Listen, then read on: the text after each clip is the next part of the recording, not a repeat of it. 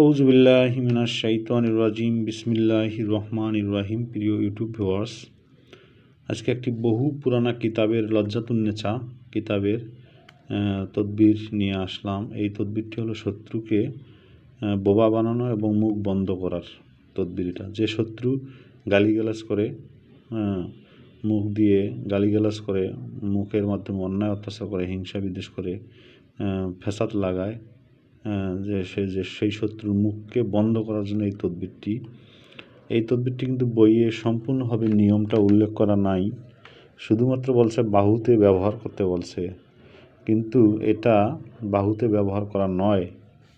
এই তাবিজটি কোনো ভোজপত্রে বা ডাক কাগজে লিখে এটা শত্রুর নাম লিখে দিতে হবে।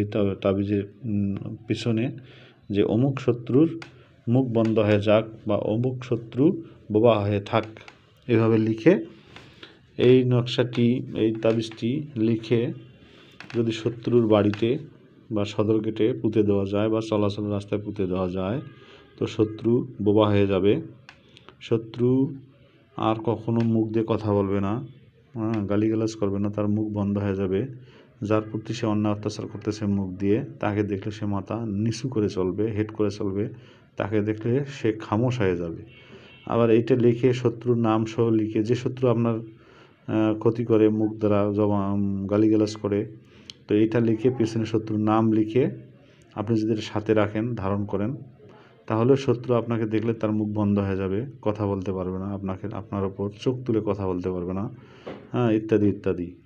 তবে একবারে যদি শত্রুর মুখ বন্ধ করতে চান, একবারে বোবা যদি বন্ধ করতে চান, বোবা করতে চান, তো এই তদবিরটি লিখতে হবে তিনটা লিখতে হবে। একটা লিখে গেড়ে দিতে হবে শ্মশানে, একটা লিখে গেড়ে দিতে হবে কবরে, একটা লিখে গেড়ে দিতে হবে শত্রু চলাচল রাস্তায় বা বাড়িতে। তাহলে শত্রু বোবা হয়ে যাবে। তবে এজাজত ছাড়া এই কাজ করা যাবে না, অন্যায়ভাবে করা যাবে না। অন্যায়ভাবে করলে আমার চ্যানেল বা আমি দায়ী থাকবো না। এগুলো কিন্তু এই আয়াতের মধ্যে কিন্তু সমস্যা আছে।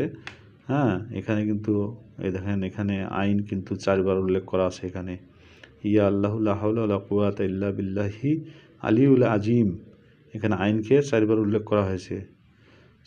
সদহা হা দ।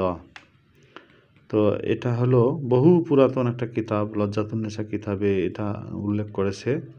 তো এই তদবিরটি অবশ্যই জেনে বুঝে করবেন, কখনোই অন্যায়ভাবে করবেন না। অন্যায়ভাবে করলে কাফের হয়ে যাবেন, আপনি আল্লাহর কাঠগড়ায় আপনাকে দাঁড় হতে হবে। এটা জাস্ট মাত্র শত্রুর মুখ বন্ধ করার জন্য আপনি ব্যবহার করতে পারেন, তবে এজাজত ছাড়া ব্যবহার করবেন না। এই তদবিরটি লিখে মাছের মুখে দিয়ে যদি নদীর মধ্যে বা পুকুরের মধ্যে ছেড়ে দেন, শত্রুর নাম সে উল্লেখ করে, তো মাছের মুখ যদি সেলাই করে দেন, তাহলে শত্রুর মুখও বন্ধ হয়ে যাবে, শত্রুর মুখ খুলতে পারবে না। ব্যাঙের মুখে, মাছের মুখে, বিভিন্ন প্রাণীর মুখে দিয়ে সেলাই করে দিলে শত্রু একবারে খতম, মুখ বন্ধ, একবারে বোবা, কোনো ডাক্তার কবিরাজ ভালো করতে পারবে না। তো খবরদার, এটা আমি ইজাজত দিব না। খবরদার, যে সকল শত্রু অন্যায় অত্যাচার করে, মুখ দ্বারা গালিগালাজ করে, তাদের জন্য এটা করতে পারেন। এটা লিখে আবার পাথর চাপা দিয়ে যদি রাখেন, কোনো বাড়িতে কোনো স্বামী স্ত্রীকে অত্যাচার করে, অন্যায় অত্যাচার করে, গালিগালাজ করে, সেক্ষেত্রে এটা লিখে স্ত্রী ব্যবহার করতে পারে বা পাথর চাপা দিয়ে রাখতে পারে, সেক্ষেত্রে ব্যবহার করা যেতে পারে। তবে কখনো এই তদবির অন্যায় কাজে ব্যবহার করবেন না। যদি অন্যায় কাজে ব্যবহার করেন, আমি বা আমার চ্যানেল দায়ী থাকবে না। আপনারা এটা করলে কোনো গুরুর ইজাজত নিয়ে এটা করতে হবে। তো ভিডিওটি অনেক বড় হয়ে যাচ্ছে। ভালো থাকুন, সুস্থ থাকুন, সকলেই আমার চ্যানেলটি সাবস্ক্রাইব করুন। আল্লাহ হাফেজ। আসসালামু আলাইকুম রহমতুল্লাহ বারাকাতুহু।